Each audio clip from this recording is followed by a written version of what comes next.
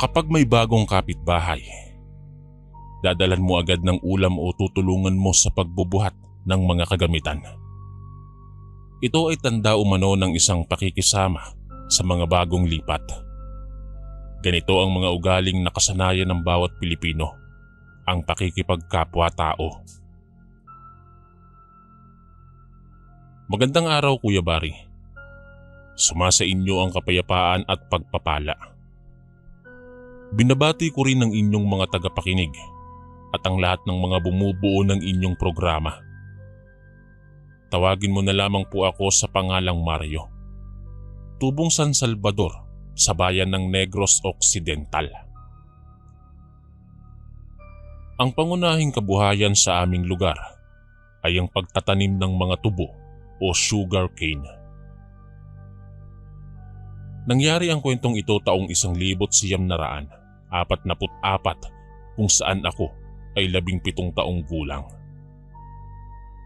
Sa panahong yon, Kuya Bari, hindi pa ganun kaunlad ang aming bayan noon at masyado pang masukal ang aming lugar sa San Salvador. Ngunit maituturing po na sagana kami sa biyaya sa pamamagitan ng mga pananim. Mula sa prutas at mga gulay hanggang sa mga tubo o sugar cane, sagana din po kami sa mga malabunduking tanawin. Halos lahat ng mga tao sa bayang ito ay magkakakilala, Kuya Bari. Kaya alam namin kung sino ang bagong salta sa aming bayan. Alam mo po, Kuya Bari, sa totoo lang, hindi talaga ako naniniwala sa mga kababalaghan. Sabi ko nga, puro lang naman kathang isip ang mga yan at wala pa naman akong nakikitang aswang o kahit anong maligno sa tanang buhay ko. Umuuwi pa nga ako ng 12:00 ng gabi para lang makakita ng mga aswang o kahit sinong maligno para lang mapatunayan kung totoo sila.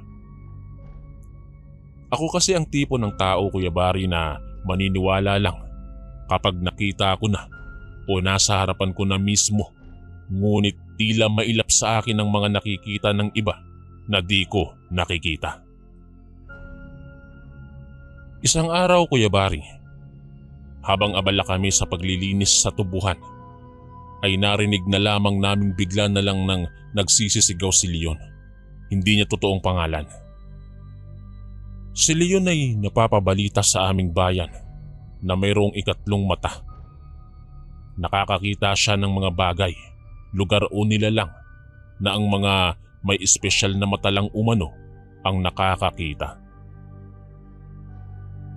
Nahinto kami sa aming ginagawa nang napagtanto naming totoo na talaga ang kanyang takot na nararamdaman. Kaya agad kaming nagdali-daling tumungo sa kanyang kinaroroonan. Leon, ano bang nangyayari sa iyo at nagsisisigaw ka? Agad kong tanong kay Leon, Kuya Bari, na sa mga oras na yon ay nanginginig na sa takot. Tinanong ko siyang muli kung ano ang nangyari sa kanya, ngunit nakatulala lang siyang nakatingin sa hindi kalayuan.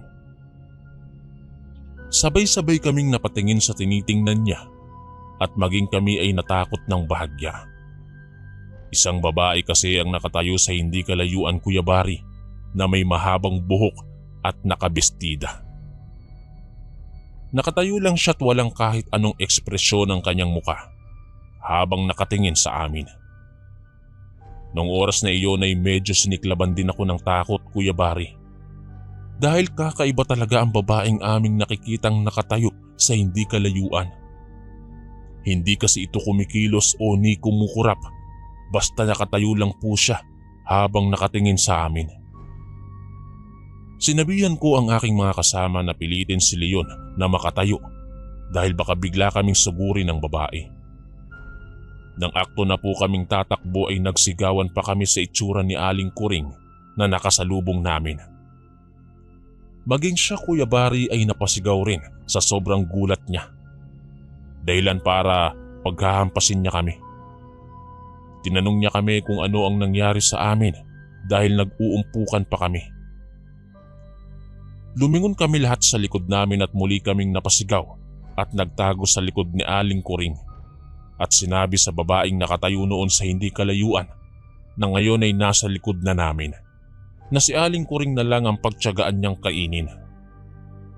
Nilingon kami ni Aling Kuring at pinaghahampas. Pinagmumura pa niya kami na noon ay normal lang sa aming mga Ilonggo. Aling Kuring, nasa likod niyo na! Sigaw ko kay Aling Kuring habang tinuturo ang babaeng nakatayo na sa likod niya. Nilingon naman ni Aling Kuring ang itinuturo naming babae. Muli niya kaming hinarap at pinaghahampas. Isa-isang sinabi na nababaliw na umano kami. Ako pa ang kanyang binanata ng hampas, Kuya Bari. Dahil ako umano ang pasimuno ng lahat. Sinabi kong si Leon ang unang nagsisisigaw nang makita ang babae. Kaya natakot na lang din kami. Anya pa. Ako pa naman daw ang alam niyang hindi nagpapaniwala sa mga maligno ay naloko ni Leon. Hindi na lang umiimik si Leon at nanatiling nakasiksik sa amin. Tinanong ko naman si Aling Kuring kung kilala niya ba ang babae at sinabi niyang Esperanza umano ang pangalan ng babae. Bago itong lipat sa barangay namin at nagmula pa ito sa malayong lugar. Sabi pa ni Aling Kuring, si Esperanza daw ang nakatira sa bahay na dating bahay ng kanyang pinsan na ngayon ay nasa ibang bansa na. Sa bahay daw na yon nangungupahan si Esperanza. Ani kay Aling Kuring, Kuya Bari, nag-iisa lang daw sa barangay namin si Esperanza dahil naiwan pa sa lugar nila ang kanyang pamilya. Pag-aaralan muna kasi ni Esperanza ang pamumuhay dito bago niya kuhanin ang kanyang pamilya na ikinatango na lamang namin. Pinakilala kami ni Aling Kuring kay Esperanza at isa-isa namin siyang kinamayan maliban kay Leon na ayaw talagang makipagkamay. Napansin naman naming natawa si Esperanza at nanghingi ng paumanhin kung natakot umano niya si Leon. Ngunit sa halip na makipagkamay si Leon, ay tumakbo ito ng mabilis nang walang lingon-lingon sa amin.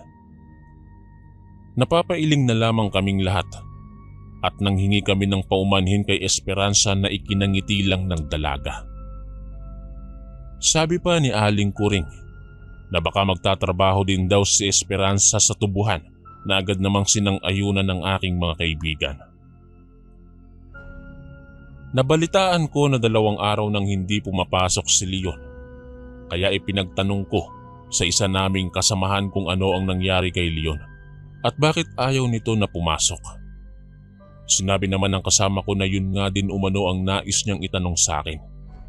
Dahil nagtataka siyang hindi pumapasok si Leon, gayong hindi palaliban sa trabaho ang taong yon, lalo't siya lang ang inaasahan ng kanyang ina at mga kapatid. Napagpasyahan namin na daanan namin si Leon mamayang uwian. Baka tinamaan ng lagnat sa nangyari sa kanya, 2 araw na ang nakakalipas. Naging abala kami maghapon sa aming ginagawa, habang ang iba naming mga kasamahan ay panay ang pambobola kay Esperanza na ikinailing na lang namin ang isa kong kasamahan. Hindi namin namamalayan ng oras, Kuya Bari. Nauwian na pala. Nag-aayos na kami ng isa kong kasamahan na kausap ko na pupunta sa bahay nila Leon nang may tila na padaan sa likod namin. Napatingin siya sa likod niya samantalang ako ay napatingin sa kanya. Anya, tila may dumaan umano sa likod namin, bagay na ikinalingon ko din. Dahil nga hindi ako nagpapaniwala, Kuya Bari, sa mga kababalaghan, ay sinabi ko na lang sa kanya na baka guni-guni niya lang gawa ng pagod. Kaya ipinagpatuloy na lang namin ang aming paghahanda at nang makauwi na at madaanan na din si Leon. Paalis na sana kami nang paglingon namin ay nakita namin si Leon. Napasigaw pa kami sa gulat, Kuya Bari, lalo na't kakaiba ang mukha ngayon ni Leon. Sinabi ng isa naming kasama na kung bakit bigla-bigla na lang susulpot si Leon at bakit hindi siya pumasok ngayong araw. Ngunit nanatili lang nakatingin sa amin si Leon at nagwikang, "May aswang dito sa barangay. Mag-iingat kayo." Masyado siyang malakas. Wika niya sabay tumakbo ng walang lingon-lingon. Nagkatinginan pa kami ng kasama ko at sinundan lang namin ang tingin ng papalayong si Leon. At napapailing na lamang ako dahil hindi ko maintindihan kung bakit masyadong nagpapaniwala si Leon sa mga kwentong bayan. Maaari kang makinig pero wag mo namang isabuhay. Ganyan ako kung mag-isip, Kuya Bari, na kailangang mabuhay tayo sa totoong mundo. Dahil ang mga aswang at mga ibang maligno para sa akin ay bunga lang ng malilikot na imahinasyon ng mga matatanda. Para sa akin noon, Kuya Bari, ang mga matatanda talaga ang pasimuno ng mga kwentong ganyan. Nasa kanila ang mga talento ng isang pagiging manunulat kasi ang bilis nilang makabuo ng kwento. Napapailing na lang ako, Kuya Bari, habang pauwi kami ng kasama ko. Pinag-uusapan pa namin si Leon na kung bakit ganoon na lamang ang kanyang itsura. Masyado kasi itong matamlay at namumutla. Nang lalalim pa ang mga mata na para bang galing sa puyat. At higit sa lahat ay nangayayat ito. Ngunit, Kuya Bari, totoo nga ang kasabihang huwag mong susubukin ang pagkakataon na subukin ang iyong paniniwala. Dahil sa araw na din na yun, Kuya Bari, ay sinubok ang aking paniniwala. Dahil pagdating ko sa aming bahay, ay agad kong ikinuwento sa aking magulang na nagpunta si Leon sa tubuhan at nagulat kami sa mukha niya. Sabi ko, napakaputla niya't nangayayat na. Hindi ko mawari ang itsura ng anyo niya. Nagkatinginan ng aking mga magulang at tinanong kung hindi ko pa ba umano alam ang nangyari. Napatingin ako sa kanila at kinabahan dahil sa reaksyon ng kanilang mga muka. Tinanong ko sila kung ano ang nangyari na hindi ko alam. Napabuntong hininga ang aking ina't sinabi sa akin na si Leon ay wala na. Halos siklaban ako ng takot, Kuya Bari. Ang tagal iproseso ng utak ko kung ano ang ibig sabihin ng aking ina na wala na si Leon. Nang medyo makabawi na ako ay tinanong ko muli si ina sa kung ano ang kanyang ibig sabihin na wala na si Leon. Anya, imposibleng makita ko si Leon dahil kaninang tanghali ay namatay umano ito. Halos lumuwa ang mata ko sa narinig ko buhat kay ina. Kuya Bari, sa pakiramdam ko, parang may 1,000 daga ang nagtatakbuhan sa dibdib ko. Hindi kayang iproseso ng utak ko ang balitang wala na si Leon at yung nakita naming siya mismo na ang kasama ko. Paanong wala na si Leon? Samantalang nakita namin siya kanina. Yan ang mga katanungan sa isip ko, Kuya Bari, na hindi ko alam kung paano ko paniniwalaan. Napaupo ako na lagatak ang pawis ko na sinabayan pa ng kabog ng dibdib ko. Anong ikinamatay ni Leon? Tanging sambit ko habang parang wala sa sarili. Ayon sa aking ina, inaswang daw si Leon. Balak umano ng aswang na yang gawin si Leon, ngunit talagang lumaban ng kawawang kaibigan namin. Nangayayat daw si Leon at hindi tinatantana ng aswang hanggat hindi namamatay. 2 araw umanong nagkasakit at nagsusuka si Leon. Hindi daw malaman ng pamilya kung ano ang nangyari. Pag-uwi daw niya nung isang araw na takot ay nilagnat umano ito't kinagabihan ay nagsusuka na. Akala nila'y sinamaan lang ng katawan si Leon, kaya pinagpahinga lang ito ng kanyang ina. Ngunit 2 araw pa lang na nakaratay si Leon sa higaan, ay napansin ng kanyang ina ang pagbagsak ng katawan nito. At madalas daw nilang nakikita o naririnig na palaging nagsasabi na hindi siya sasama. At kung minsang lapitan siya ng ina para pakainin, ay madalas nitong sinasabi na pag namatay umano siya, kakainin na siya ng babae. Nagpasya ang ina ni Leon na ipaalbularyo nila ito. Ngunit huli na daw Kuya Bari. Dahil nakuha na umano si Leon ng aswang na may lahing gabunan. Natawa pa ako sa sinabi ni ina. Dahil sa buong buhay ko, ngayon ko lang nalaman na may lahi-lahi din pala ang mga aswang. Noon kasi kapag sinabi mong aswang, lahat na yon. Pati manananggal na palagi ding bida sa usapang bayan. Sinabi ni ina sa akin na huwag ko daw sukati ng panahon dahil darating din ang pagkakataon na ipapakita sa akin ang pagkakataon ng mga bagay na hindi ko pinaniniwalaan. Kinabukasan Kuya Bari, nagtungo kaming lahat ng mga kasama ni Leon sa trabaho sa kanyang lamay. Pagdating namin ay naroroon na si Aling Kuring at Esperanza. Nagkatingin na naman kami ng kasama ko na nakakita kay Leon nang makita namin ang dalaga. Alam kasi namin na ito ang kinatatakutan ni Leon nung araw na una namin itong nakita sa tubuhan. At ang naging dahilan kung bakit tumakbo noon si Leon. Kung ilalarawan mo kasi si Esperanza Kuya Bari, ay siya ang larawan ng babae na misteryoso. Hindi kasi masyadong palasalita si Esperanza at hindi rin ito masyadong palangiti. Hindi mo mababasa sa mukha niya Kuya Bari kung anong klaseng reaksyon ang madalas nakapinta sa kanyang mukha. Basta kung titingin siya sa'yo, wala itong kahit anong emosyon o reaksyon man lang. Lumapit kami sa ataol ni Leon at halos nagulat kami sa mukha nito. Masyadong nangayayat at humpiyak ang kanyang muka. Naawa kami sa kanyang naging itsura at naisip kung anong paghihirap ang ginawang pakikipaglaban ni Leon sa kanyang nararamdaman. Wala kaming kaalam-alam na nung araw na una naming nakita si Esperanza ay yun na ang huling araw na makikita namin si Leon. Nasa ganun kaming pagmamasid kay Leon nang may lumapit sa amin. Nakatingin din siya sa bangkay ni Leon.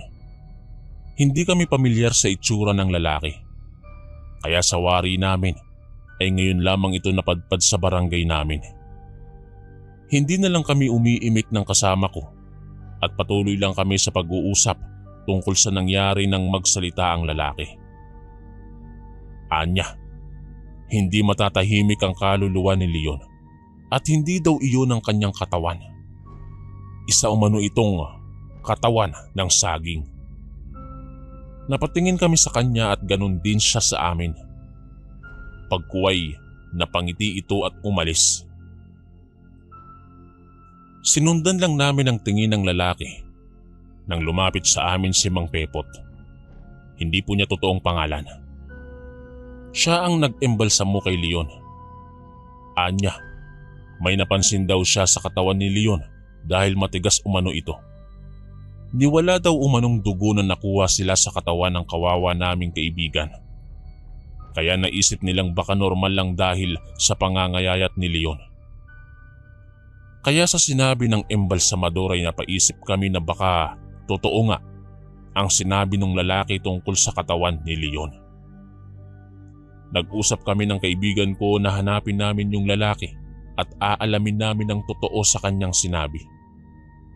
Ngunit ang matinding katanungan sa aming isip ay kung saan namin hahanapin ang nasabing lalaki. Ni hindi namin alam kung ano ang pangalan o hindi nga namin halos namukhaan. Dahil saglit lamang itong nakatingin sa ataol ni Leon at umalis din.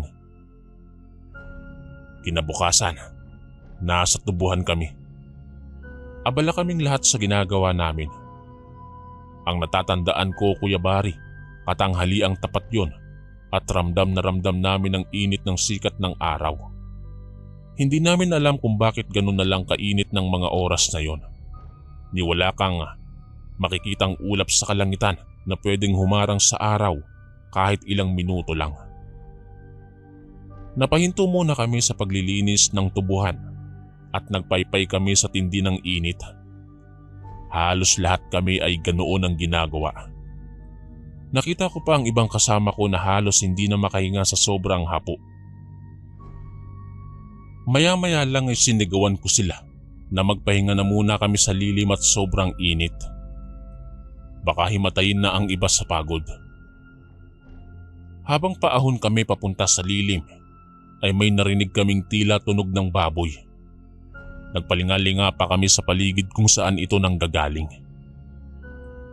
Natatanaw namin ang iba naming kasamahan na nasa lilim na ng punong kahoy na nasa gilid ng irigasyon. Habang papunta kami sa mga kasamahan namin ay kitang-kita namin kung paano sila araruhin ng baboy ramo. Nagsigawan kami, Kuya Bari, at dali-daling pinaghahabol ang baboy ramo. Ngunit napakatapang nito na animoy handang makipaglaban sa amin ng patayan. Naghanda na kami sa kanyang pagsugod, Kuya Bari, at sa wari namin talagang ayaw kaming buhayin ng baboy ramo. Naghahanda na rin ito na kami ay sugurin.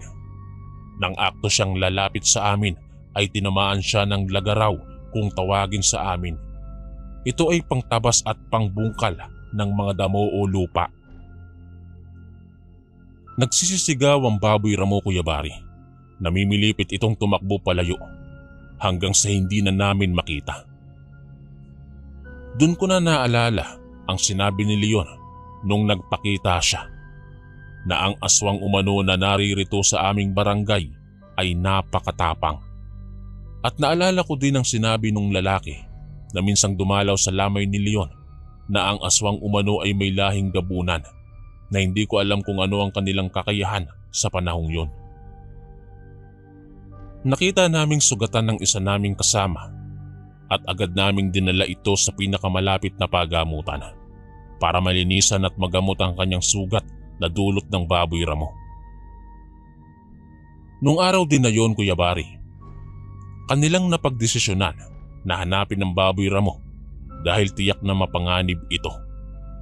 Ang aming ikinatatakot ay ang kapakanan ng mga kababaihan at kabataan sa aming barangay. Naglalaro na sa aking isipan na maaaring totoo ang mga bagay na kailanman ay hindi ko pinaniniwalaan. Kung totoo po sila, nanganganib ang aming kapakanan. Isang araw, Kuya Bari, ako ay papunta sa kaibigan ko para magpasamang hanapin ang lalaking nagtungo sa aming barangay. Sapagkat simula nung nagpakita siya'y naging laganap ang kababalaghan sa aming barangay. Siya lang naman ang bagong salta noon. Habang naglalakad ako'y nakasalubong ko sa Esperanza na tila may iniindang sakit sa katawan dahil napakabagal nitong kumilos. Nang magkalapit po kami ay binati ko siya na agad naman niyang ikinatingin sa akin. Tinanong ko siya kung ano ang nangyari sa kanya at tila may iniinda siyang sakit sa katawan. Ngunit sa halip na sagutin ako, ay isang nakakakilabot na ngiti ang kanyang tugon tsaka diretsong naglakad. Napakunot pa ang noo ko nung oras na yon, Kuya Bari, dahil sa inakto ni Esperanza. Minsan, parang gusto ko nang paniwalaan ang sinabi ni Leon nung una naming makita si Esperanza na isa itong aswang. Nang makarating ako sa bahay ng kaibigan ko, ay naabutan ko siyang nagsusuka. Kaya dali-dali kong tinulungan ang aking kaibigan. Tinanong ko siya kung ano ang nangyari. Anya, hindi daw niya alam basta nagsusuka na lamang siya at sumasakit ang kanyang tiyan. Sinabi niya sa akin na katatapos lang nilang mag-usap ni Esperanza at nagtatanong ito kung kukuha na ba umano siya ng kanilang sahod dahil sasabay ito sa pagkuhat uuwi umano ito sa kanilang probinsya para ihatid sa pamilya ang pera. Sa panahon kasi noon, Kuya Bari, hindi pa uso ang mga pera padala. Kapag sahod, ikaw talaga ang uuwi sa lugar ninyo at ihahatid sa pamilya ang sahod mo. Hindi katulad ngayon na kahit madalang ka lang umuwi ay ayos lang dahil pwede mo na ipadala ang sahod mo. Nataranta ako, Kuya Bari, nang muling nagsuka ang aking kaibigan. na puro tubig lang at walang kahit anong halo. Nanamlay na rin po siya't nanghihina na dahil sa pagsusuka. Inaya ko na siyang magtungo kami sa albularyo na gumamot kay Leon noon. Hindi ko nga alam kung totoo nga ba itong albularyo dahil hindi naman niya napagaling si Leon noon. Pinilit ko siyang tumayo't aalis kami. Mainam nga lang at dumating ang kanyang mga magulang at kapatid. Nataranta pa ang mga ito nang makita ang kalagayan ng kaibigan ko. Sinabi ko sa kanila na naabutan ko ng ganito ang kaibigan ko kaya naisipan kong isugod na ito sa albularyo.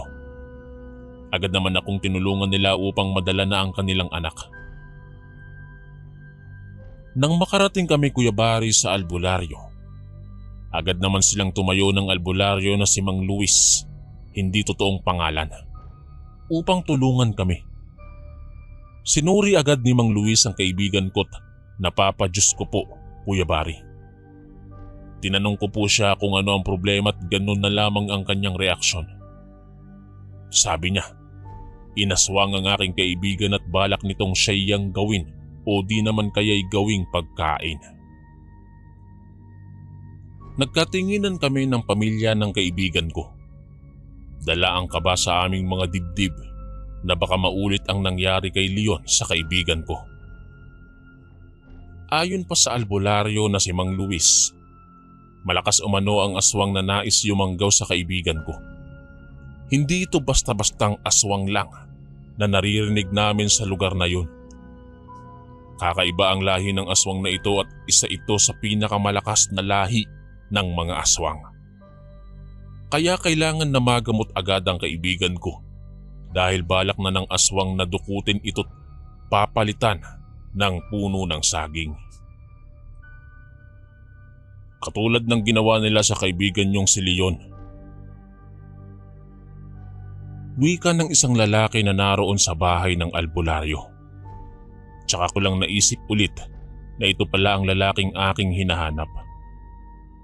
Agad ko siyang dinambahan, Kuya Bari. Hawak-hawak ko siya sa kanyang damit. Nagtaas pa siya ng kamay na tila ba ayaw lumaban. Ngunit ako, desidido akong siya'y saktan. Inawat ako ni Mang Luis at ng ama ng kaibigan ko. Sinabi ko pang ang lalaking iyon ang pumatay kay Leon. Dahil simula nung napadaan siya'y sunod-sunod na ang kaganapan at mga kababalaghan. Natigilan lamang ako, Kuya Bari, nang kanyang sabihin na ang aking mga matay huwad. Dahil wala akong kakayahang makita ang pagkakaiba ng tao sa aswang. Nakakasalamuha ko na umano'y hindi ko pa nakikita. Sapagkat hindi ako naniniwala. Sinabi ni Mang Luis na hindi ang lalaking iyon ang aswang. Ito umano ay si Kaloy, ang kanyang pamangkin na taga-Karatig Bayan at isa umano itong magaling na albularyo. Hamak na mas magaling kaysa sa kanya. Sinabi ni Kaloy na naririto siya para hanapin ang aswang. Ito ay pag-alagala umano't palipat-lipat ng lugar na sinasalanta. Mapanganib umano ang aswang na ito dahil isa itong gabunan. Mga lahi ng aswang na malakas kahit na sa araw at mas lalong malakas sa pagsapit ng gabit kabilugan ng buwan. Maganda silang mga nilalang sa umaga na akala mo'y tao talaga. Ngunit pagsapit ng kadiliman ay nagiging mabangis itong halimaw. Naisip ko, Kuya Bari, si Esperanza. Unay dahil po siya ang huling nakausap ng aking kaibigan. Pangalawa po ay napakaganda ni Esperanza. Pangatlo, kakaiba po ang kanyang ikinikilos na tila ba may kakaiba sa kanya. Hindi rin masyadong palakibo si Esperanza at palaging gustong mapag-isa. Kaya madalas din siyang pag-usapan noon ng aming mga kasamaang babae sa tubuhan na hindi umano nakikihalubilo sa kanila si Esperanza na akala mo'y aswang. Naputol ang aking pagmumuni-muni nang sabihin ng albularyo na sunduin ng aking magulang at kapatid dahil tiyak na nanganganib ito. Baka ako na marahil umano ang isusunod ng aswang na gabunan.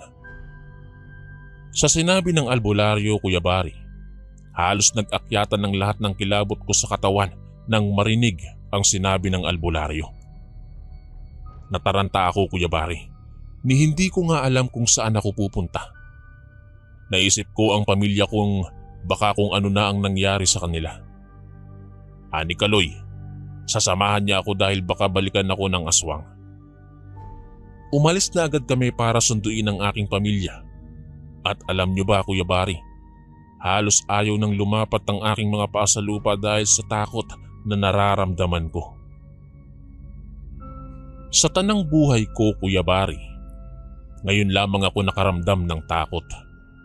Kahit pa may pagdadalawang isip pa rin sa akin kung totoo ba sila, ay nakakaramdam pa rin ako ng takot. Pagdating namin sa bahay, Kuya Bari, nakikita ko ang aking pamilya na palabas. Tinanong ko sila kung saan sila pupunta. Anila, may nagsabi umano sa kanila na pupunta sa bahay ng albularyo. Dahil ang sabi ay isinugod umano ako doon. Sinabi kong umuwi ako para sunduin sila dahil iyon ang sabi ni Mang Luis. Tinanong pa nila kung ano ang dahilan.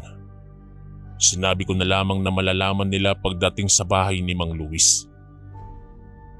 Dali-dali kaming bumalik sa bahay ni Mang Luis at naabutan naming maayos na ang kaibigan ko't nakaupo na. May iba pa siyang mga kasama maliban sa pamilya ng kaibigan ko. Ani Mang Luis, grupo umano ito ng albularyo. Naparito sila para tugisin ng mga aswang. Ipinaliwanag ng albularyo na kung sino man ang kasama ni Leon ay iisa-isahin ng aswang.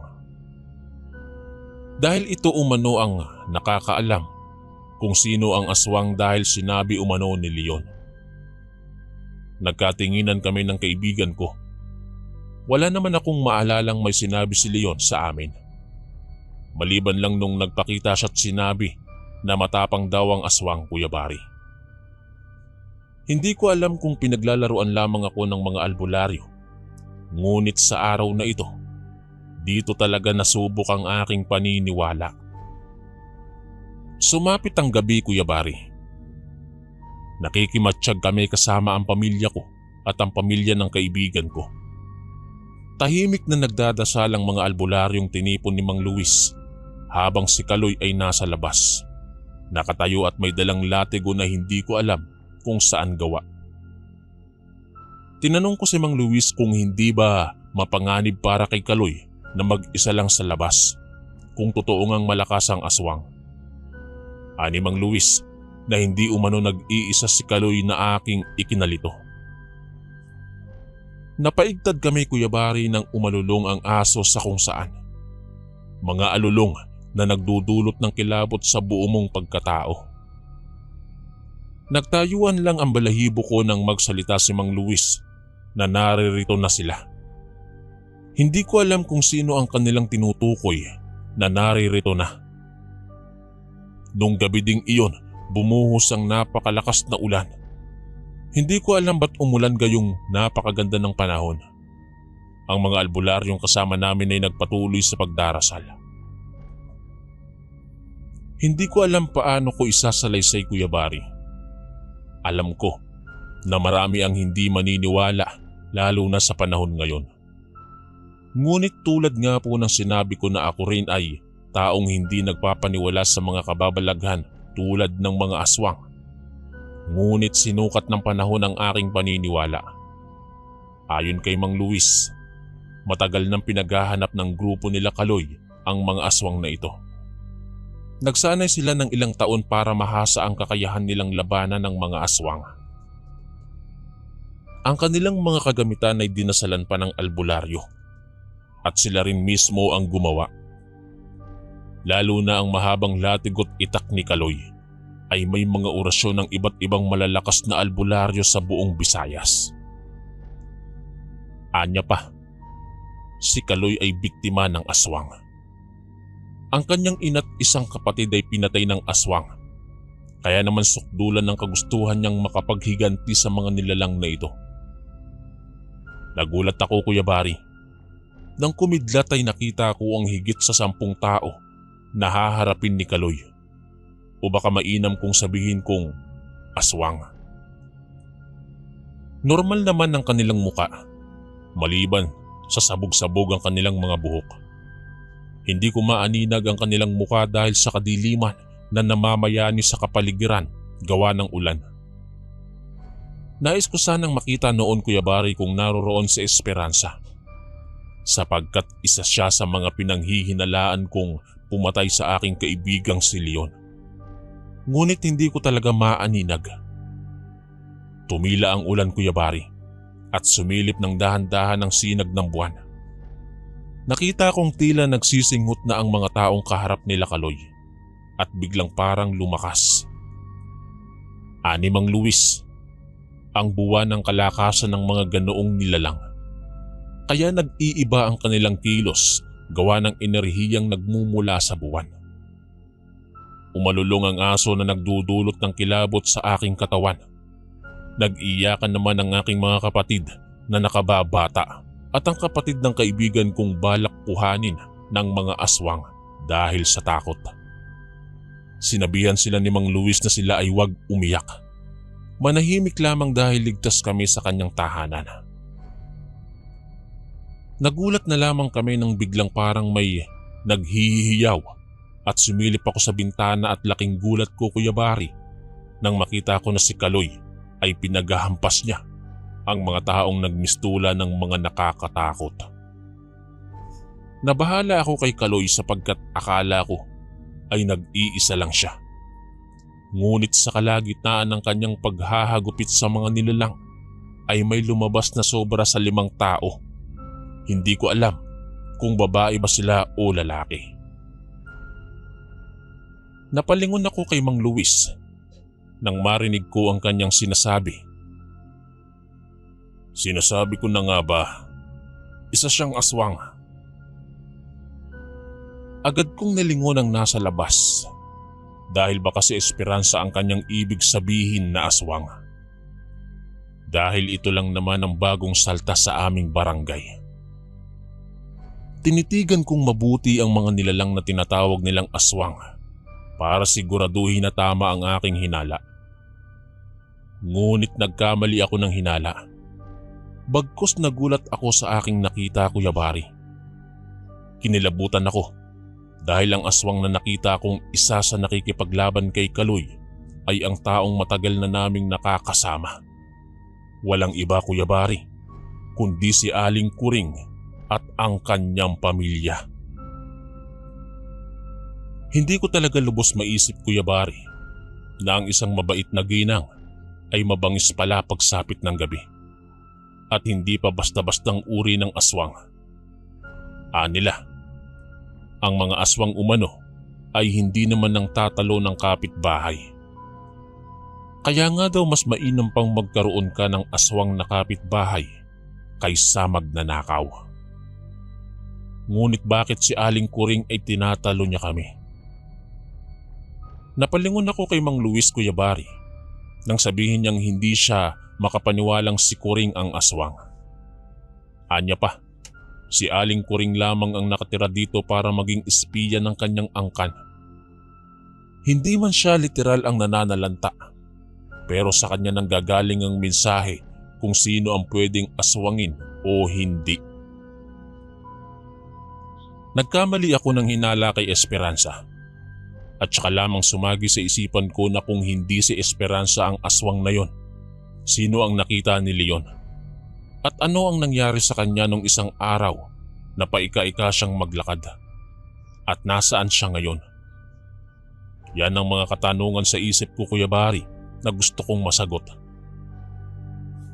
Magtatanong na sana ako Kuya Bari kay Mang Luis kung kilala niya si Esperanza ay hindi ko natuloy nang may mapansin ako sa isang kasamahan ni Kaloy.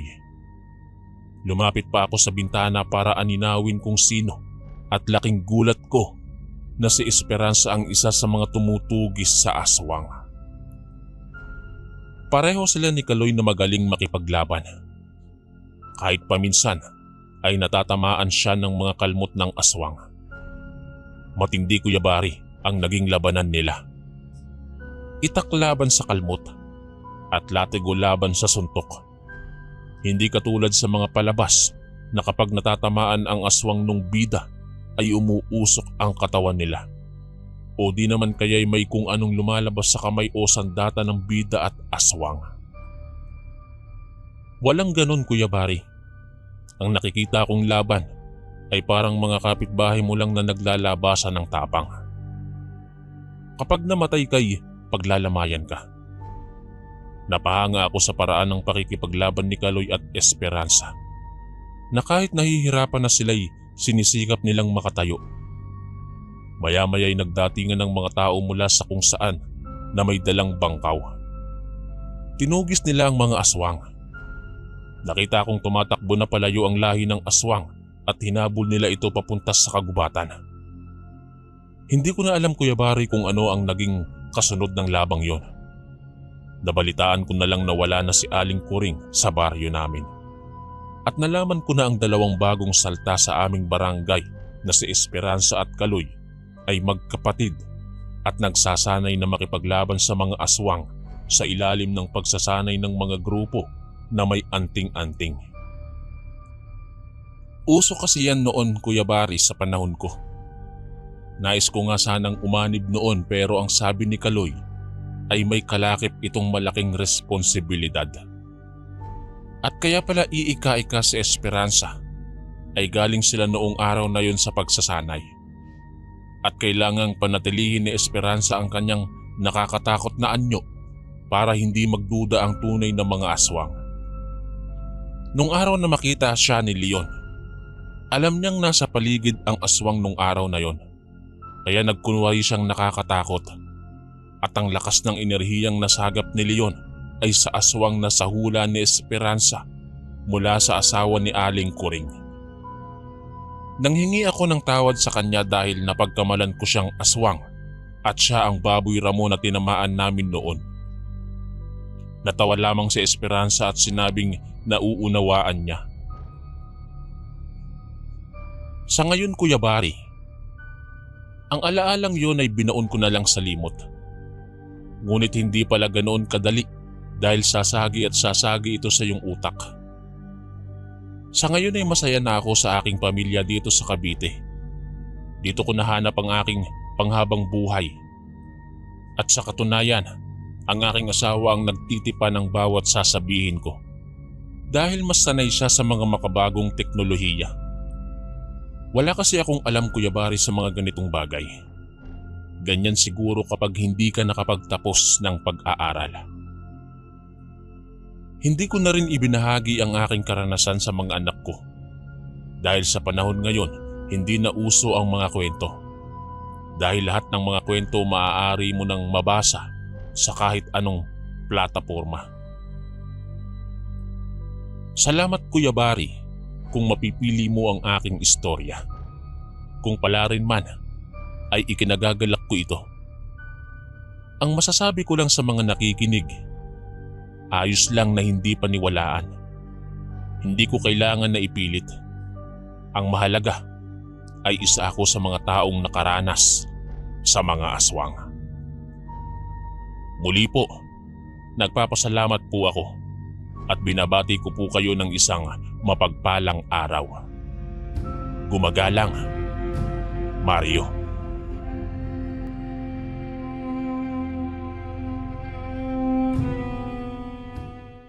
Isang magandang araw po sa inyo, Kuya Bari.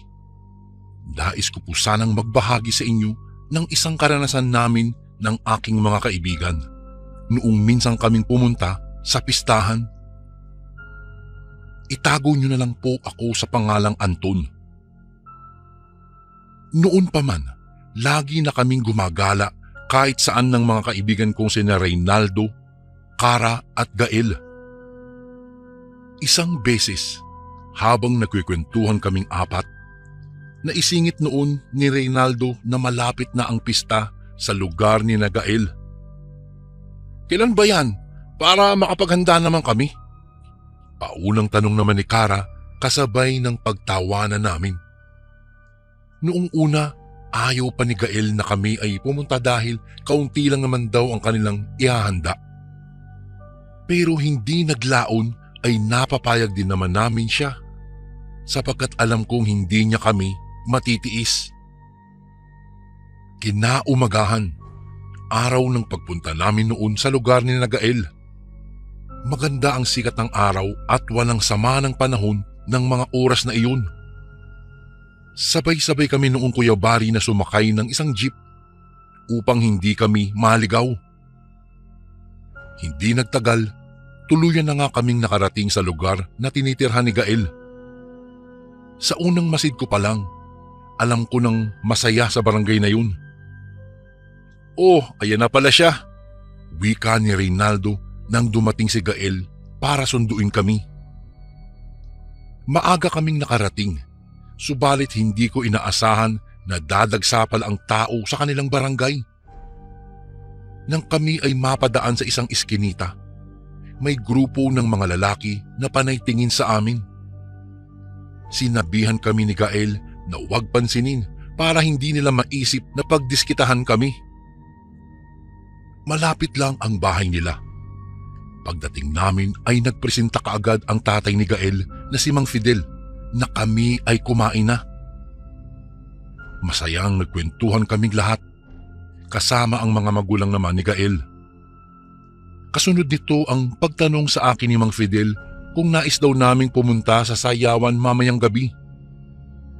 Tara, mukhang masaya yun, nakangiting sambit ni Kara. Napailing naman kami sa bawat isa, sabay tawanan. Kahit noon pa man Kuya Bari, hindi ko talaga kinahiligan ang mga bagay na ganoon. Subalit hindi ko naman pipiliing magpaiwan, kaya sumang-ayon na lang ako. Kinagabihan, lubos na napakaraming tao sa loob ng plaza. Halos magsikip na rito dahil sa nagsisiksikang mga mananayaw. Saad pa ni Gael, di naman daw lahat ng naroon ay mismong taga roon. Ang iba ay dayo lang galing sa mga karatig barangay. Ilang minuto pa ay tuluyan na kaming nakapasok. May nakareserba na palang mga mesa at upuan, kaya walang pahirapan sa pag-upo. Nang magsimula ang tugtog na animoy disco, doon na nga nag-umpisa ang nagkakagulong mga tao. Sa isang sulok, may mga lalaking lumapit sa amin. Niyaya nila si Kara na sumayaw. Siksikan sa gitna at ang iba sa mga lalaki ay lasing na. Rason kung bakit tinanggihan ni Kara ang mga ito. Akala namin noon ay aalis na sila. Pero tinangka pala nilang pilitin si Kara, ngunit hindi namin ito pinahintulutan. Naroon lang sa tabi namin ang isa sa mga tanod, kaya walang nagawa ang grupo na gawin ang nais nila. Masamang nakatitig sa amin ang mga lalaki habang papaalis na parang may binabalak na masama. Naku, dapat pala nagpaiwan na lang ako sa bahay ninyo, Gael, para naman may tagaluto sa inyo. Pabirong wika ko sa mga kaibigan kong tumatahip na ang dibdib sa kaba. Tuwigil ka nga dyan, tugon ni Kara. Huy, subukan kaya nating sumayaw para naman masaya, saad ni Reynaldo habang hila-hila kami sa gitnang bahagi ng plaza. Sa unang pagkakataon, masasabi kong masaya pala Kuya Bari ang pagsasayaw sa gitna ng maraming tao habang kasama mo ang iyong mga kaibigan. Hindi nagtagal ay napagod kami at bumalik ulit sa pwesto. 10 oras na rin ng gabi noon, kaya napagdesisyon na ng grupo na umuwi na para makapagpahinga naman. Bago kami umalis sa bahay ni Gael, nagpaalam muna kami sa kanyang magulang na kung po pwede ay doon muna kami pansamantalang mamamahinga. Noong nasa daan na kami pauwi, naaninag namin ang anino na parang may sumusunod sa amin. Mahigpit na humawak sa akin noon si Kara dahil marahil sa takot. Hindi nagtagal ay nagsulputan ang mga lalaki na kapwa nakaaway namin sa loob ng sayawan. Sinabihan nila kami na kilalanin daw muna ang binabangga. Wala naman kaming ginagawang masama, Nais lang naman namin na maging maayos ang pakikitungo namin sa mga tao roon. Datapwat kahit anong sabihin namin ukol sa mabuting intensyon ay mali pa rin ang pag-iisip nila sa amin. Takot at pangamba na lamang ang nararamdaman ko ng mga oras na iyon, Kuya Bari. Sumisenyas ng bahagya noon si Gael na kapag bumilang siya ng 3 ay tatakbo kami. Nang kami ay tuluyang tumakbo para tumakas, baka sa kanilang mukha ang galit. Gayunpaman, kahit anong tuli ng pagtakbo namin ay naabutan pa rin nila kami. Doon na namin nasaksihan na ang grupong yun pala ay mga aswang. Napakunot noon na lamang ako dahil hindi talaga ako makapaniwala sa aking nasilayan. Hindi kami naagalaw sa aming kinatatayuan at mariing nagmamakaawa. Nagtangka pang ang tumakas si Reynaldo, subalit kalmot ang kanyang natamo. "Pakawalan niyo na kami!" Nagmamakaawang usal ni Kara sa mga aswang. Tanging Panginoon na lang ang aking nasandalan ng mga oras na iyon. Bago ko po ipagpatuloy ang kwentong ito ay may request sana ako sa iyo, kasundo. Isang pindot lang ito, kasundo, sa subscribe button namin. Malaking tulong po ito sa amin, kasundo, upang mapagpatuloy pa namin ang mas marami pang magagandang kwento. Salamat sa pag-subscribe mo, bagong kasundo.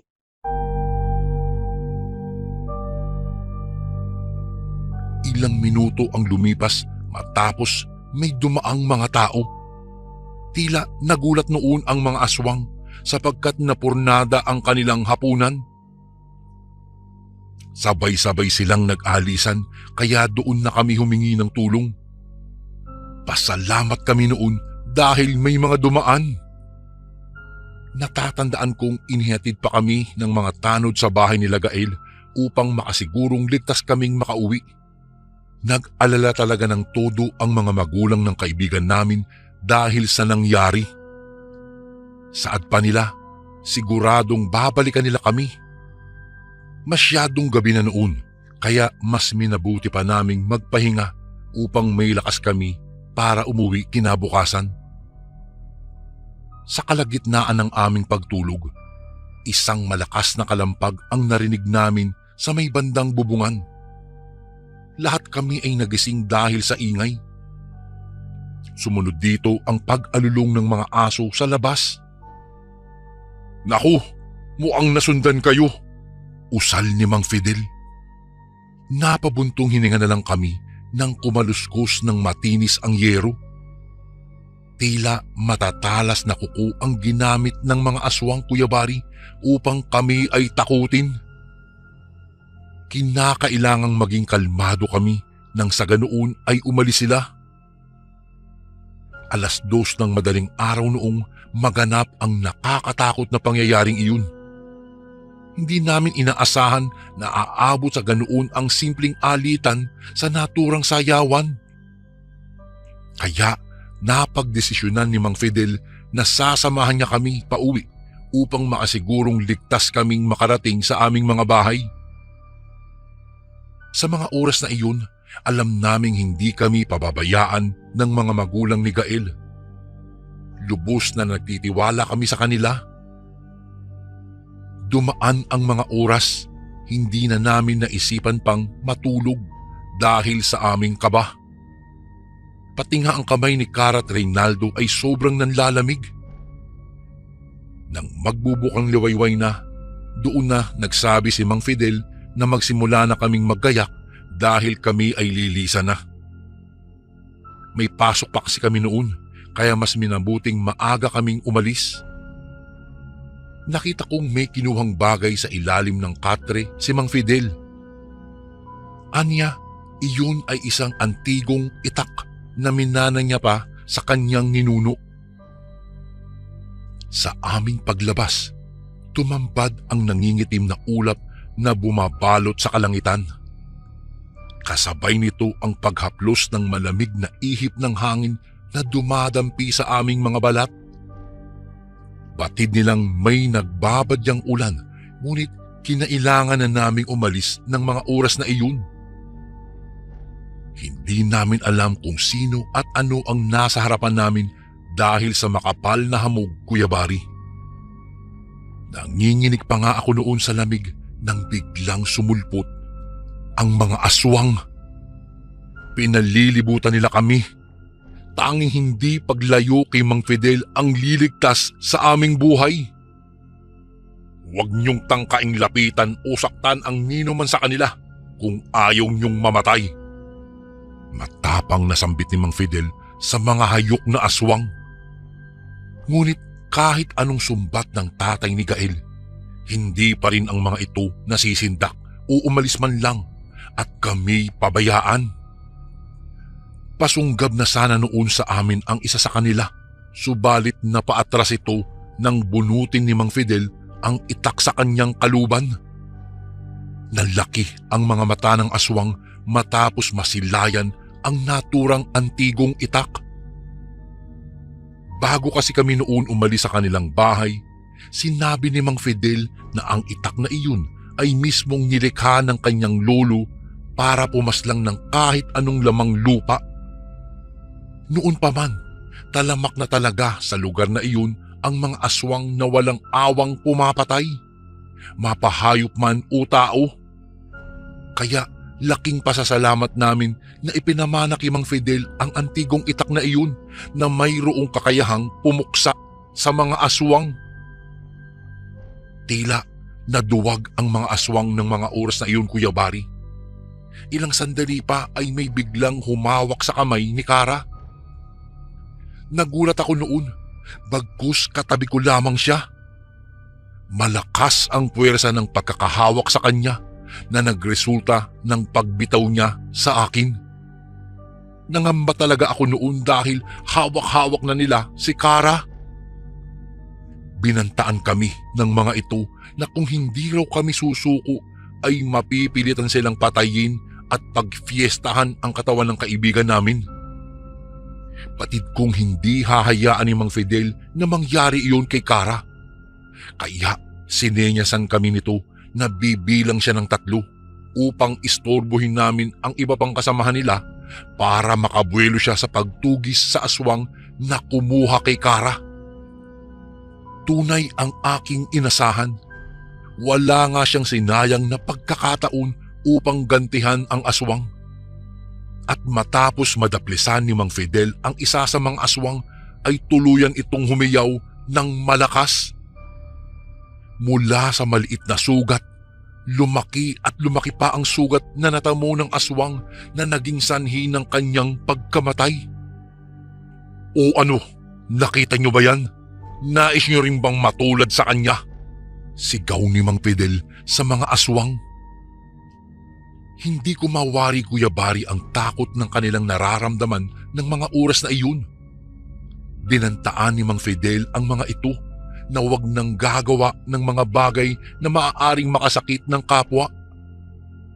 Umangil ang mga aswang, ngunit tumango sila na parang naiintindihan ang sinabi at tuluyang nilisan ang lugar. Lumapit noon sa amin si Mang Fidel at kami sinamahan papalabas ng bayan. Batid kong hindi sapat ang simpleng pasasalamat lamang sa mga tinulong sa amin ni Mang Fidel. Tatanawin kong utang na loob iyon ang kanyang di matatawarang pagtulong sa amin. Pati na rin sa kaibigan naming si Gael. Gayunpaman, umuwi kaming ligtas, Kuya Bari. Sa punto ng buhay namin na yun, doon ko masasabing tunay nga ang aming pagkakaibigan. Naroon kami para sa isa't isa. Mula noon, nilihim na lamang namin ang mga nangyari. Ang importante ay hindi kami napahamak. At iyan po ang karanasan ko sa mga aswang, Kuya Bari, nang minsang may nakaaway kami sa pistahan na nag-ugat sa isang peligro. Hanggang dito na lang po ang aking kwento, Kuya Bari, at maraming salamat po sa inyong pakikinig. Lubos na gumagalang, Anton. And again, maraming salamat po mga kasundo. Don't forget to subscribe and i-click nyo lang po yung bell na button para updated po kayo sa mga upcoming videos namin na paparating. Maraming salamat po ulit. God bless and ingat po lagi dyan. Ito po si Kuya Bari at ako ang Sundo.